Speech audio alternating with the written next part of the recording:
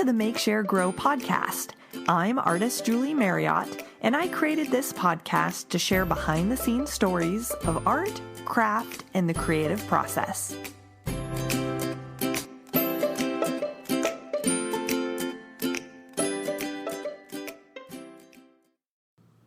Hey guys! This week I'm chatting with painter and surface pattern designer Juliet Meeks. Juliet creates colorful, expressive floral paintings and patterns from her studio in New Orleans, Louisiana. She also shares her love of watercolor through several online painting classes on Skillshare. Her art is so energetic and joyful, and it always makes me smile when a new painting of hers pops up on my Instagram feed. If you're a color lover like me, you will love following her work. So while we're getting started here, hop on over to Instagram and take a look. You can find Juliet at Juliet Meeks Design. So it's JulietMeeks and then the word design. I know you're going to love hearing all about Juliet's art and process, so let's go ahead and dive into our conversation. Well, welcome to the show, Juliet. I'm so excited to have you today and to talk about your art and your pattern designs. Thank you, Julie. It's really nice to finally hear your voice. We've been following along with each other for a while now, I think. Yeah. So it's great to talk. Yeah, I know. It is funny when you've been like following somebody for a while on Instagram or their work, and then like finally actually getting to meet them, and it's like, oh wait, I feel like I knew you. I know, and it's sort of overwhelming because I feel like, there's so many people online that it's like I feel like I know so well, and it's like, in my real life, I have like a very small group of close friends, so it feels like very expanded because of Instagram. Yeah, I totally relate to that. I feel the same way. And I feel like what I've been trying to do recently is like start reaching out to my art friends who are actually like in San Diego and be like, what other art friends do you know? And then, try to like, I've been talking with one painter friend of mine about getting like a local painters group together and sort of help each other with our businesses and things like that. So yeah, meeting in real life, you can't really beat it, but talking online is cool too. Yes. Do you have any local like art groups that you're a part of? Well, there is a pretty good local creative community here, and because you're in New Orleans, right? Yes, I'm in New Orleans, and so I definitely have like a few fellow artists and illustrator friends, and we all kind of try and support each other. But mostly for like constant communication, I'm in a couple Slack groups online with like fellow surface pattern designers, and I actually find that really great because there's not a lot of other really surface pattern designers in New Orleans, and it's very specific. So it's nice to be able to talk like what kind of rates to charge and stuff like that, really privately. That is awesome. Yes. I want to be part of that group. You've been super helpful for me. I've definitely emailed you and asked advice before, and you've been so generous. So yeah, I feel like especially with pattern design, it is very like there's not a lot of open information on the internet about like the whole business side of it. There's lots of tutorials about making patterns and like all of that stuff, but the business side is like kind of scary. It is because, there's kind of a set standard, but not really. Like I follow this one book, which I'm sure that you have. I think it's called the Graphic Artist Guild's Handbook to Price Ethical. I don't know. It's a really long name, but yeah, that's a great book. But there's a new one coming out in next month, which I'm really excited to get an updated one. But yeah, in general, it's like it's hard because I try to talk about money and actual dollars more often online so that we can really like help each other, because I don't really exactly know, what to charge all the time, but you eventually start to be able to feel it out with the client. Yeah, for sure. And you start realizing sort of what you're willing to like spend your time on, or like what your time is worth essentially after a while. Like I'm definitely figuring that out in my painting practice. Like, oh, I charge this much for a painting, and wow, I spent like 30 hours on this. Right. And also what your art is worth to them is a factor. You could be selling them lots and lots of products. So that's definitely something to keep in mind too, which has kind of been a little bit more of my approach lately. Like as in the client is like a repeat customer kind of? Right. Like if the client's like a repeat customer and you know that, you know, your designs are working really well for them, then that's great. And you're also factoring in your time, but it becomes more than just that. Okay. I see what you mean. That, yeah, all that all the business stuff. But I can talk about that all the time. I know, though we're not here to talk about business. The one thing that I've been like wanting to do in my podcast is like, there are so many good business podcasts out there. I'm like, I have almost nothing to add to that conversation. That's like not something that somebody hasn't heard already. So I want to hear all about the studio practice, which I'm excited to ask you about. So yeah, before we dig into that, could you kind of give us a version of your creative story of how you kind of came into making the work that you're doing right now? Yeah, so I never really considered myself a watercolor painter. I really got into watercolor in the past few years, maybe 3 years now. So I really just kind of started out in the creative world as more of a graphic designer, but yet I was always like, you know, making things with my hands to incorporate into my design work. So I knew that side of me was there, and you know, and I studied studio art in high school and a little bit in college, but it wasn't really until recently that I've kind of considered myself more of, you know, a full-blown artist, and so that's been kind of a nice transformation. Oh, that's really cool. So have you been mostly doing florals in your art practice, or have you experimented with other things too? Yeah, well, I started out doing the 100-day project, and I think that was 2015.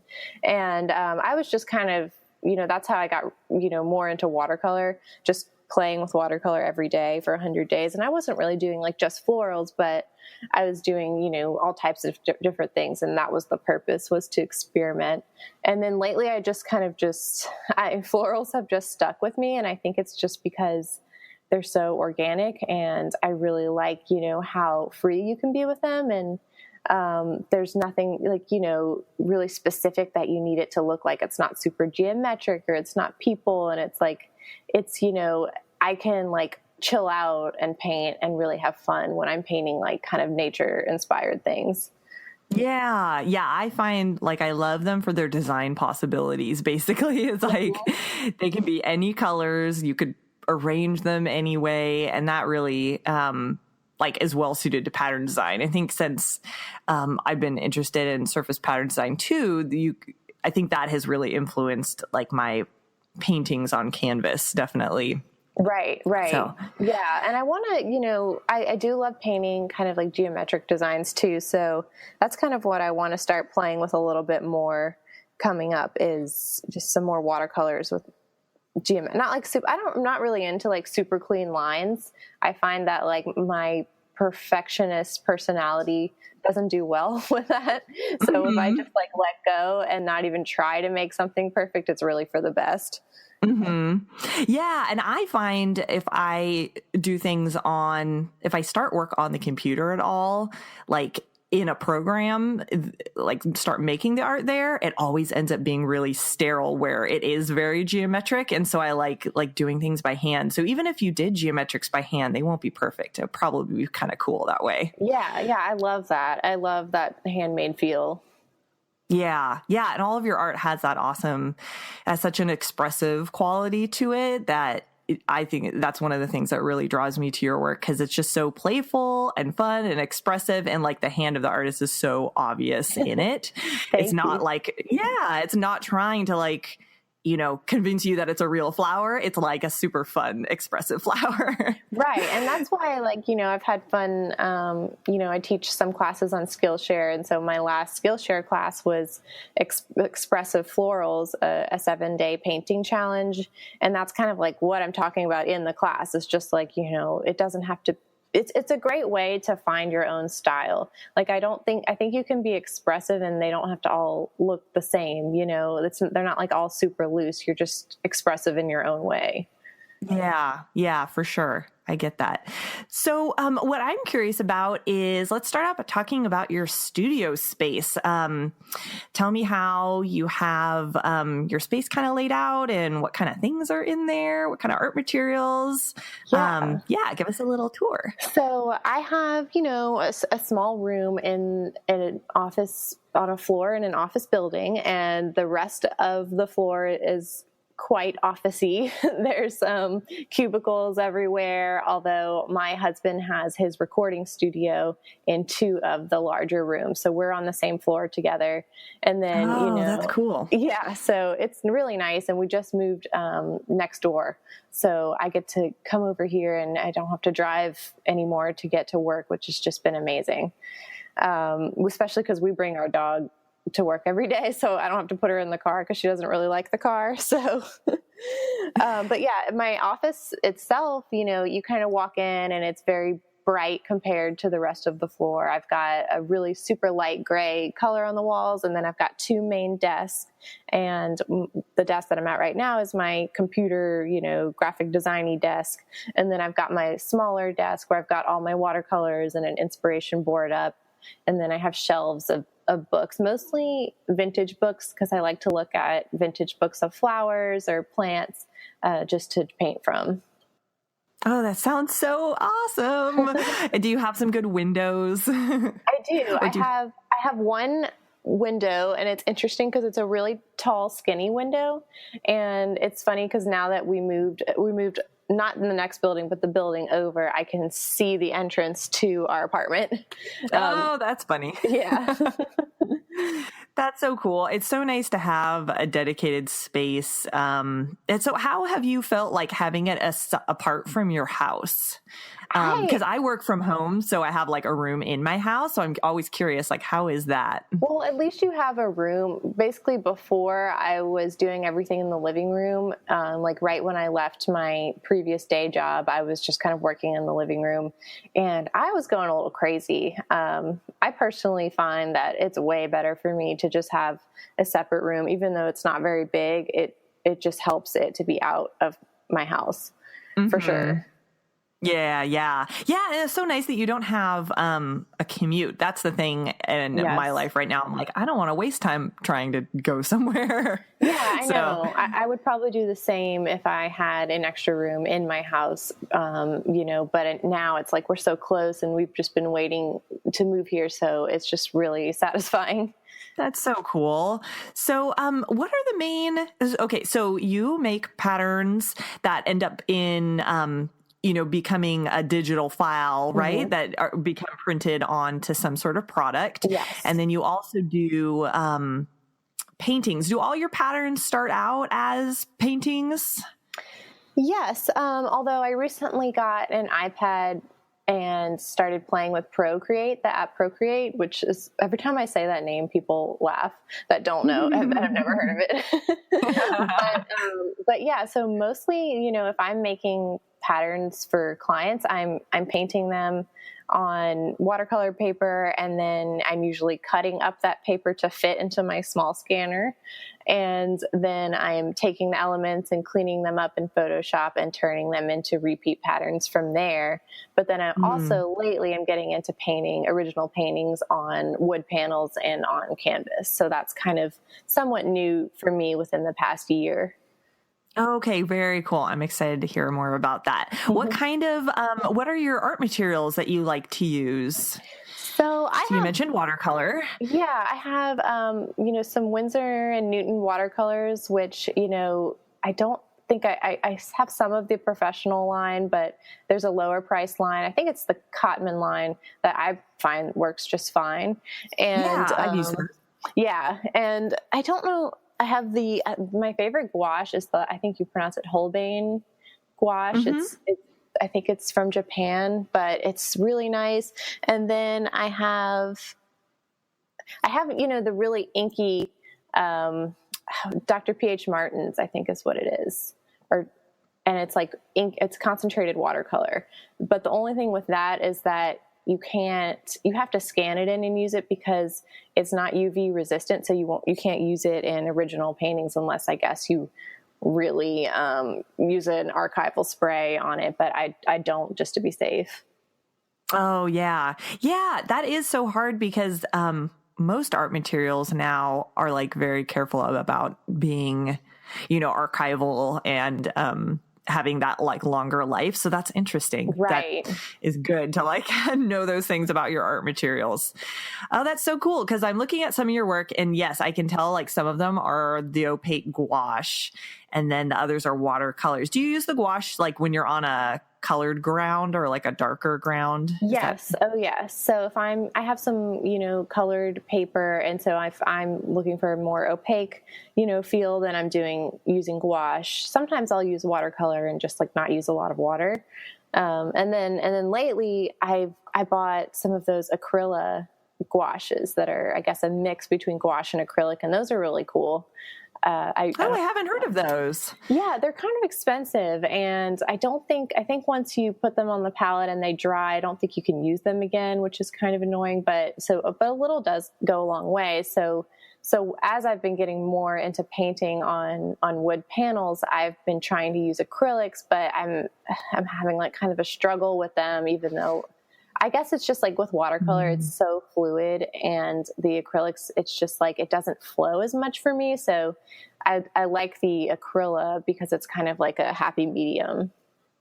Oh yeah, that's so interesting. See, I feel like I've predominantly through like my whole art making life have done acrylics, and so I feel like watercolors are sort of the things that are like outside my normal experience. So that's interesting. Yes, acrylics they're so much more dry. Although, have you ever tried fluid acrylics? I do have them, and then I was like not happy with them either, but I feel like, so is that what you use mostly? No, I don't. I actually want body in my paint, so I go for like the thicker, heavier body kinds of things, but I will just water it down if I need it to really flow and be like a smooth, crisp edge or something like that. And what's your favorite brand?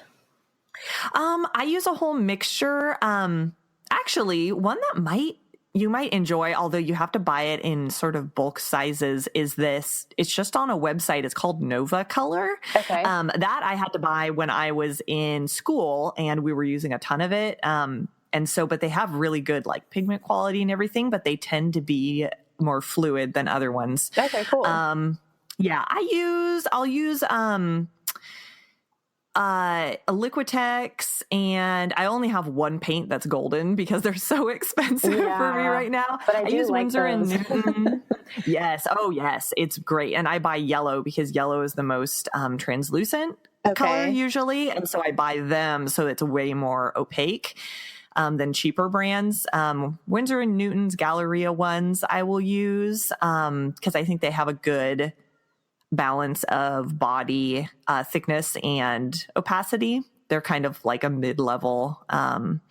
Yeah. And then I think I have Grumbacher, like a couple of their ones that I have thrown in there too. Okay. So yeah, I use a whole mixture, and it really is just dependent on like, I like that particular color of that brand, or I've just been using it and I know how it functions. And so like if I was to use that same color from a different brand, sometimes it, it actually works slightly differently. So then you have to kind of relearn that one. So I just kind of have my go-to palette. Yeah. I feel like I need to experiment more. Like I honestly feel like I barely even remember the names of all the paints that I have. I had to like look over and be like, what do I use? But yeah, so I definitely, I get in a habit of using the same things over and over again. So yeah, I need to experiment a little more. Yeah, I feel like I'm in the same way. And that's good though, because then you can kind of almost not even think about your materials as much because you know how to get the color you're aiming for with the, with the materials you have. But I find like there are certain colors I just can't get, and I probably should just go out and buy a tube of a really intense turquoise because I can't get that with like mixing the pigments that I have. Yeah. Oh, art materials are great. What kind of brushes do you use for your paintings? So I recently got a brush. It's called Silver. I think it's like, there's a few different sizes of it, but Silver brush, and it's black handle with a black tip. and that one's been really nice. And I got a great mop brush lately, because before I've just been kind of using the same like really cheap like round number 6 brush for like literally everything. Yes. So, and it's like $6. So I just kind of like, one of them finally fell apart. So I just bought another one, and it just works for me. So, but yeah. Is that a certain brand? I can go grab it later and I'll give you, so you can put it in the show notes. Yeah, we'll put it in the show notes. Sounds good. But yeah, so my problem is I try to use brushes that don't have real animal fur, which is basically impossible, because those are the best brushes. So I really caved and I bought a couple recently, but I have to say they're really a pleasure to use, and they made such a difference. So, I guess you just gotta do what you gotta do. But yeah, there's one brush brand that they're a sponsor on a painting podcast that I listen to. It's Terrell brushes. okay. And maybe check them out, because they make oil, acrylic, watercolor brushes, and they have a whole line of synthetic ones that people really, really love. Cool. And they have a whole episode. So it's the Savvy Painter podcast, and they had a whole episode with like the brush maker, the owner of I think his last name is Terrell. Like, I think that is, oh gosh, now I'm like wondering if that's the right name. Trakell, not okay. Terrell, Trakell. Yes. Trakell, okay. Art Supplies. Anyway, maybe check them out. See if you can find, and they sound like they're really good quality brushes, and they last forever. So I'm thinking about buying a couple, because I have just a random assortment. And I'm looking to kind of maybe get some ones that are higher quality too. Yeah. So that's cool. That sounds great. So so I know that you make your patterns. I want to hear kind of about both of your processes. You have your pattern design and you have your original paintings. With your pattern designs, how do you kind of start a piece? Like, what is your process that you work through when you're creating a pattern for a client? Well, so there's a way to make repeat patterns, basically not completely without the computer, but where you can do it on paper, and then you cut up your paper into, like, you cut it in half, and then you keep painting. And Design Sponge posted a little tutorial about it like years ago. And so I tried that way recently, and I found it very frustrating, so I have not done it since. So basically my method is to paint the elements separately on usually just like one sheet of watercolor paper, and then cut that in half, and then scan them and make sure there's like enough white space around them so I can separate them easily.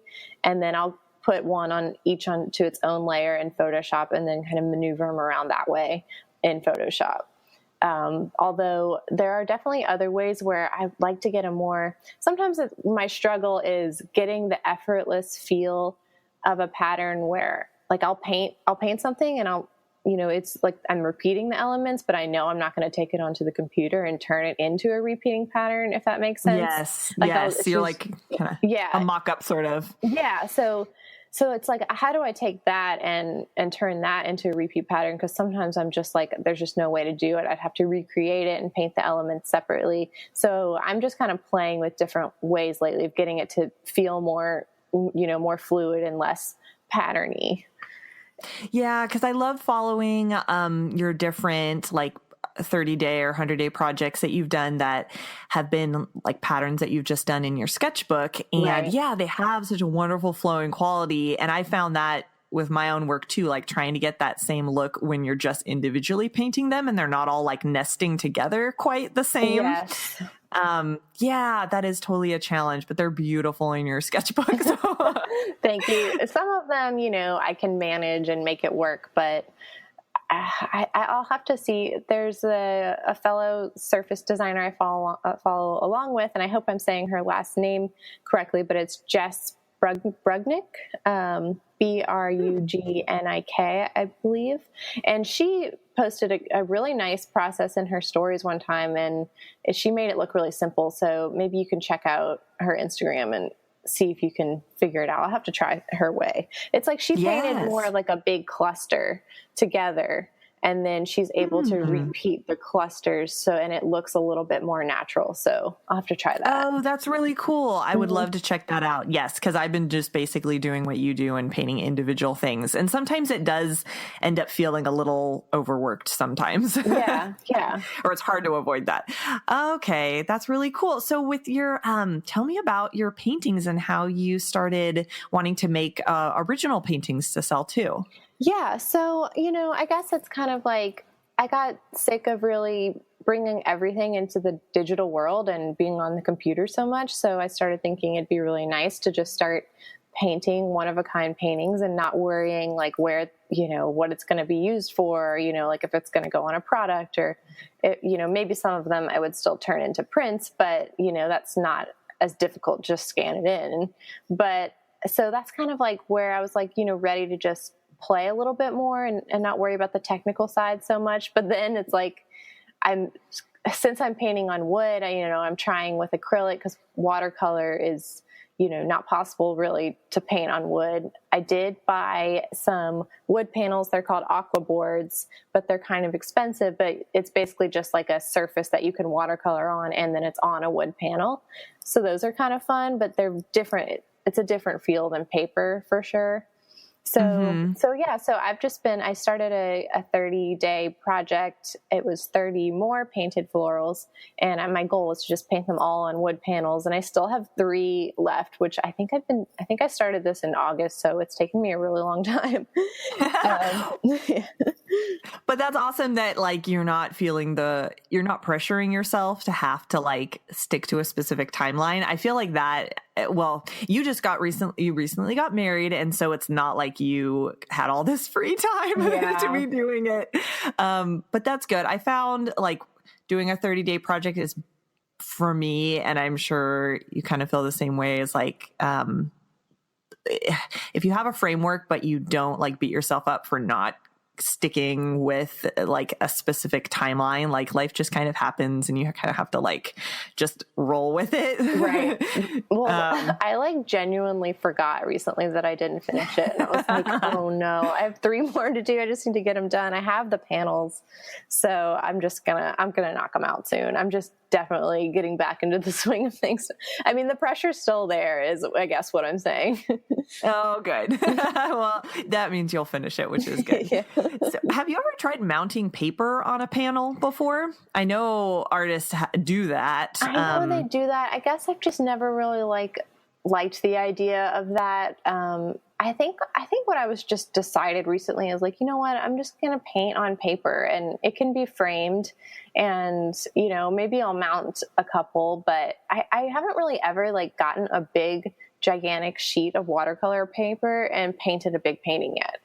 So I know. So it's like, I kind of can't believe I haven't done that yet. I think it's just intimidating. So, that's been sort of my plan. Well, it's been just like all I've been thinking about doing lately. So trying that this spring.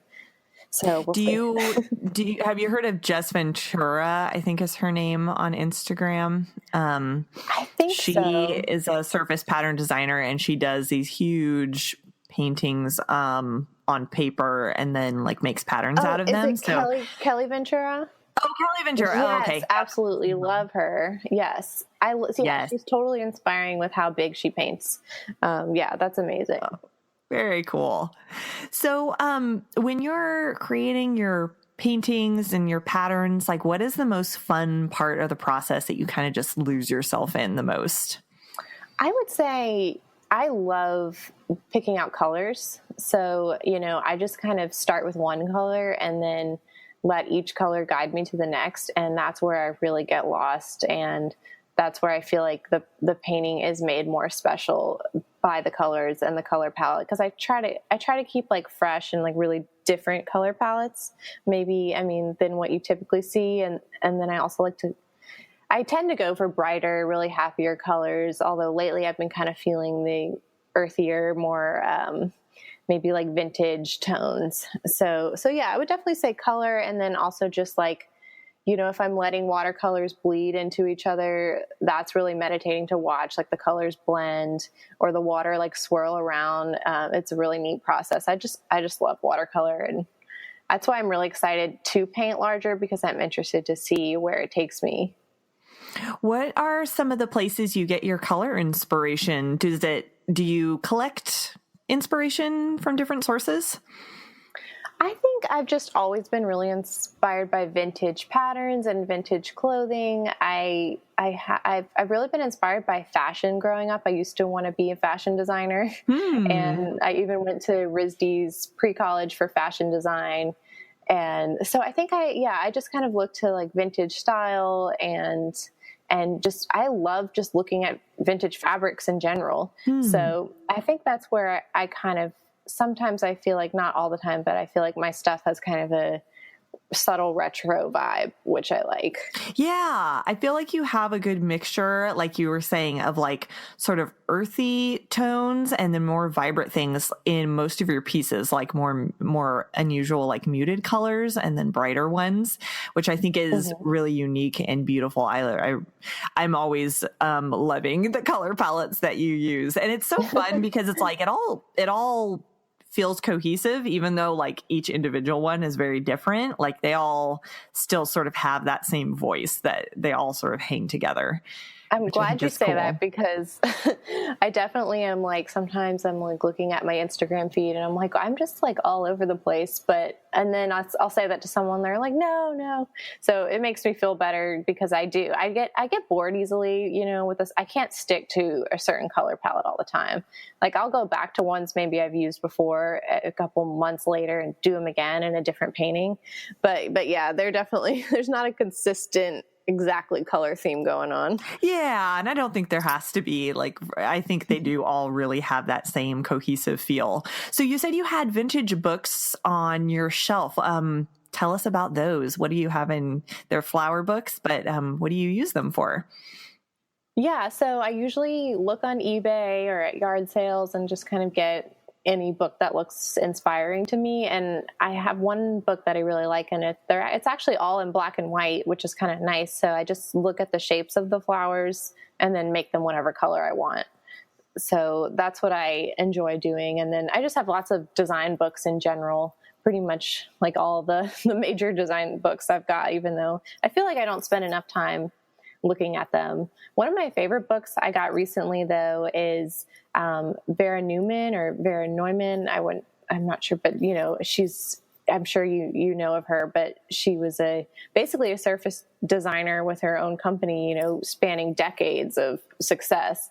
And I just love her stuff. And I have a great book with a lot of her, illustrations, even though I think there's at least thousands that she did over her career. Oh, wow. No, I actually haven't heard of her. I will have to check her out. Well, the Vera scarves, they're vintage scarves, and it says Vera in the corner in her handwriting. That may be like her most well-known thing. But if you look on Etsy and look up like Vera scarf or something like that, you'll find her. But she did everything. And I actually recently bought some DVDs. I believe that her nephew, it was like these two little documentaries that her nephew made of her in the 70s. And the only place you can buy them is from his personal website. So they're really cool, though. It shows her factory in the 70s and her inspiration and her process. And it's just incredible. Oh, wow. That's so cool.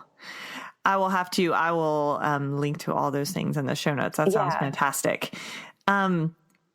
So when you are making your work, do you have like certain rules or systems that you follow, or do you feel like pretty free in your art making? Like, tell me about that? Like, do you, cause you said that you didn't go to art school, correct? I studied English. Okay. So English was my major, although I did start out as a studio art major, but at the school that I was at, I decided to switch to English, and I was actually happy that I did that. And then I studied design more in college, graphic design. Okay. And then after college, I did 2 design internships and then got a graphic design related full-time job. So, I studied a little bit of studio art in high school and college, but not much. So, my process, it's not, I think the thing that I like about painting and art is that, I have my process for sure, but I don't think about it too much. I don't really I'm not super structured in my daily life as a freelancer and as an artist. Like I don't get to the studio the same time every day. I just kind of do my thing. And I found that makes me much happier. That's cool. Yeah. And so do you find like when you're painting, do like your design professors come talking in your head about design, or do you have enough distance from all of that you're just kind of like, I'm just doing my own thing? Yeah, I definitely embrace my own thing. I think one of the best, I learned from some really great teachers, and one of the best things that I think that I learned was composition. And even though a lot of my stuff is like repeated patterns, I think just knowing, what a good composition can be and how it can flow is just like really like the key thing. So like even in patterns, like having larger elements and smaller elements and, elements that aren't competing with each other, I think that is what I really take away a lot from what I've learned. Yeah, that's so good. So like how we were saying earlier, or how I was saying, I feel like your work really, it all has a cohesive feel to it that really does speak of your art, your artist's voice. How do you think that you have come to kind of hone your artistic voice? And it's funny because I still feel like I'm trying to hone my artistic voice, but I do feel like where I was, a few years ago, I've definitely grown. And I think just by producing as much work as you can is really the only way that you can find your voice, and not just like once a week, especially in the beginning. Like you can kind of sustain, your style after you really feel like you've approached it more fully. But in the beginning, like if you can do 100-day project because you feel like I don't know where I'm, going to go with my style or my career, I would suggest doing some kind of long-term project like that. That's great advice. Cause I think I totally agree that it's like making lots of work and kind of trying to make work in some sort of similar direction instead of like jumping all over the place, like maybe choosing some sort of theme or some sort of subject that you can kind of like sit on for a while, or some sort of specific project that'll like give you a framework, to kind of explore within some sort of boundaries. I think some boundaries help. Like when I did my 100-day project, it wasn't like 100 watercolors. It was 100 watercolor patterns, but every 7 days I switched color palettes, very specific color palettes. And if you look back, they were just like, it would just be like blue. And now I never paint something that's just like really one color, or I don't often. So I think just like those kind of boundaries help you discover who you are by discovering maybe who you aren't. Yeah. That's such a good, that's very true. So what, about your painting practice and your pattern design practice, what, keeps you really interested in your work, or what kind of things do you discover that you're like, oh, that opens up a whole new avenue that I could pursue, or a new series? Tell me a little bit about that. Well, I haven't, I've been working so hard on our wedding and getting I designed all the stationery and, Which working was beautiful, by the way. Thank you. And working with all of the vendors. And so I haven't been I've been putting all my inspiration there, and really just I haven't been super inspired about my personal work until literally last night.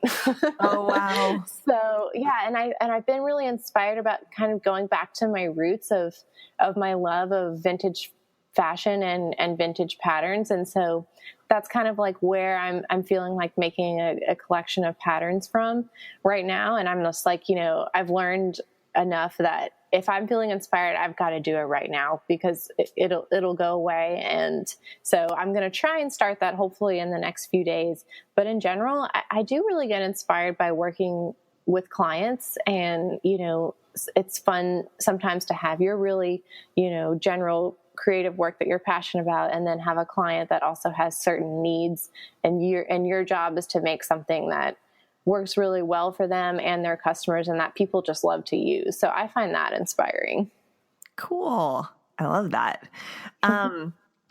So I am curious. So you said that I'm curious about recent struggles or a recent triumph, or maybe both, in your creative practice. I know you said you came back from like sort of a break, but do you have anything in that category to share? Yeah, I would just say, it's been hard because I've been at kind of a standstill and trying to focus on my personal life and getting married and, but then at the same time in the back of my mind, there's so much I want to do. And I've kind of had to force myself to take a break, even from client work. I basically took like a month hiatus from all of that. And I really haven't been, posting on Instagram that much, which there's always that kind of guilt when, it's really your creative world and it really helps me get clients. And so it's been hard to not be able to put as much time and energy that I wanted to in it. But then at the same time, like, it's really nice today and yesterday to feel my inspiration coming back in a really new and fresh way. So it's just been interesting. And then at the same time, we're moving. So we just moved and we still have like tons of boxes. We still have stuff at our old apartment. So for me, it's just like someone who's very career oriented. It's been hard to step back, but I think I have actually gotten better at letting go a bit. So I'm proud of that. Oh, good. I know. Maybe you just need to get some really big pieces of watercolor paper and go to town, and that will bring some more inspiration too. Yeah, I'm hoping to, move into a larger studio space. I think I could make potentially my current space work, but it would just be really nice to have a little bit more room to be able to paint larger, maybe eventually teach some in-person watercolor workshops and stuff like that. So that's kind of my long-term plan right now. Hopefully it could happen this year. Ooh, that's exciting. Teaching is so fun. And I think it really and you've done your Skillshare classes, which is so similar. It like really makes you think about your process so much more and like having to like break it into steps and everything. And that can even be inspiring where you just become so much more aware of like what you do and how you problem solve and like what you could try. Cause like students will do different things and you're like, oh, I didn't ever think of that, Yeah, that's cool. I haven't taught an in-person workshop yet just cause like I'm kind of introverted and I've been a little nervous about it, but I feel like if it was in my own space, I would be a little bit more comfortable. So I'm ready to try it soon. That sounds amazing. I would love to have, it's sort of on my life bucket list to have like a big, separate studio space that I could like do my work in and then like host workshops and stuff. Cause then it's like logistically so much easier, I think. Yeah, I could easily see you doing that. Yes. Okay. We'll put it on the checklist. I mean, you teach already, right? But you teach elsewhere, I'm assuming. Yeah, I teach at just local venues, and which usually help me promote, which has been really, really nice because I feel like most of the people who pay attention to what I do on Instagram, on my email list and stuff like that, they're not really in San Diego. So it has been really helpful to have local venues that have a local following also help me promote. So I think, you kind of have to like consider all that stuff too. But if you have your own space, then it's not as big of an investment too. And I think if you could, you should maybe consider teaching online somewhere like Skillshare because they're great too because they have a built-in audience that helps you promote it as well. Yeah, that's such a good idea. I have been getting lots of requests from people for doing something online. I'm like, I will. I just don't know when. And I need to talk to you about that maybe. Yes, yeah, totally. So I would love to know if you could own up a piece of art by any contemporary artist or maker, who would you choose? Well, I have been obsessed lately with Helen Frankenthaler. Yeah, I believe that's how you say her last name, or Thaler maybe. But yeah, I know she's not alive though. So, but if we're going by someone who's alive, of course, I love Luli Wallace. I've been really wanting one of her paintings for so long. So maybe eventually I will get one. Oh, that's so awesome. I actually have one of her paintings. It's like the only original paint. Well, that's not the only original painting I have, but it was the first one I ever bought. Right. That's awesome. Yeah, I have a whole bunch so my uncle is a painter, and, we moved to our new apartment and we have actually pretty tall ceilings, and he paints very large.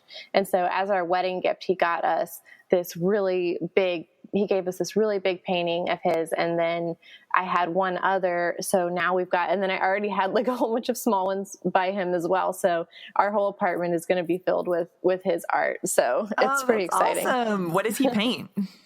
So he paints mostly people. He paints lots of portraits. He'll look at like really old photos, or he'll take commissions. And he used to paint, I believe, more in acrylic, but now he does a lot of airbrush. And he's very detailed, and he uses also a lot of patterns and really nice color in his work. And his name is Bill Young. He doesn't have a website or anything, I believe, but he does have an Instagram. And he's based in Alabama, where my grandparents and my mom live. Ooh, I will have to check his work out. That's so awesome to have another original artist or another artist in your family who makes work that you can have original paintings of. Yeah, he originally would teach me how to draw when I was really little, so that was pretty cool. Oh, awesome. That's so cool. I didn't have any family members who were artists, but like I think the feel of the vibe of my family was creative, even if we didn't have original artists. So, or I don't know why I keep saying original artists. That's so weird. Well, people who made original art. But it was definitely like an environment that fostered creativity, which is like, I think why my sister and I turned out both very creative people. So that's awesome to have family like that. Yeah, but that's cool too. It's really just like the support that matters. Yeah. Okay. So this is something that I'm kind of curious about. Did you have a hard time coming to call yourself an artist? Yeah, totally. It's definitely a recent thing for me, like recent in the past year. I always, because I would call myself a designer, and I still am a designer, but designer came a lot more easily to me than artist. But lately I'm like, you know what? I'm an artist. So I've been owning it. Good. Yeah. I feel like I'm kind of unusual in the sense that I never had a trouble calling myself an artist. And thinking about it, I think it was because ever since I was a kid, I was like, that was my like label in the family. I was the family artist.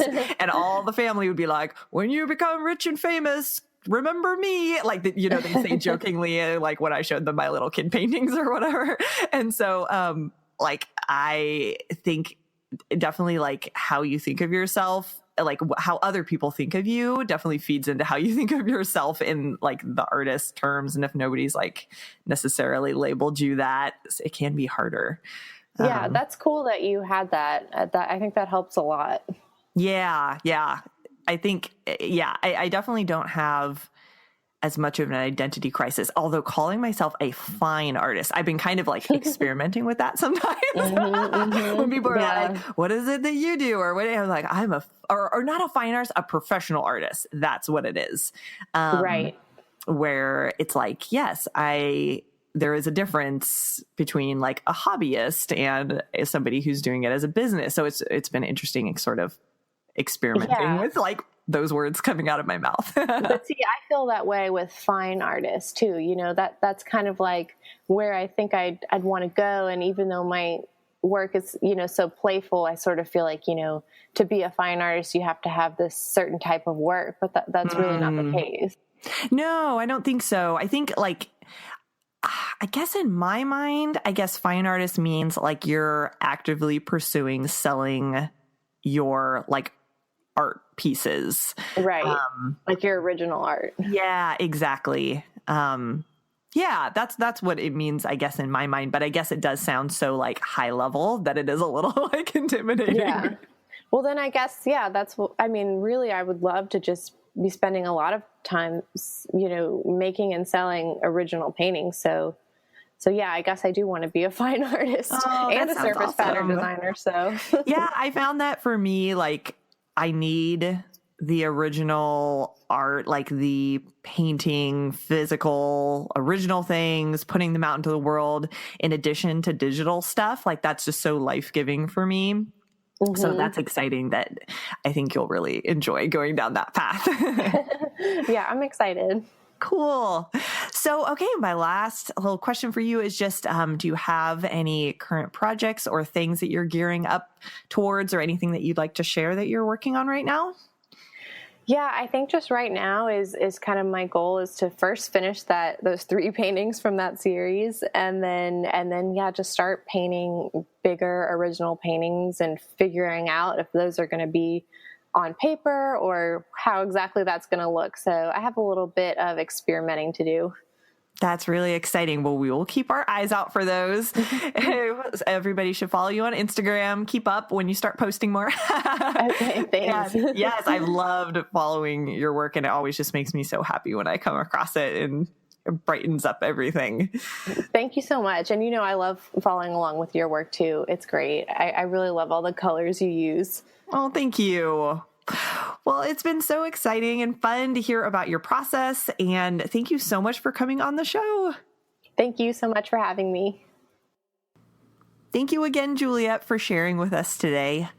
Juliet's website and all of the art materials, resources, and artists we mentioned in the episode are linked in the show notes. You can find those at juliemarriottart.com/podcast.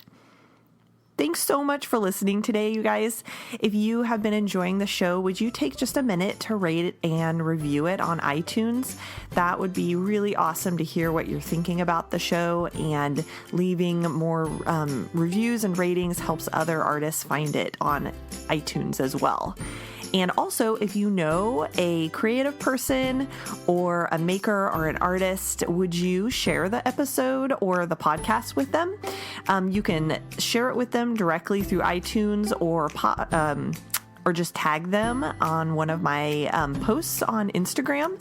That would be really awesome to help reach a wider audience.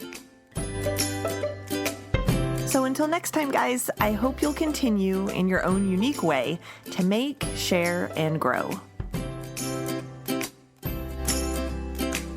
Thanks for listening to Make, Share, Grow. You can keep up with the podcast and my artwork on my website, juliemarriottart.com, and on Instagram at juliemarriottart.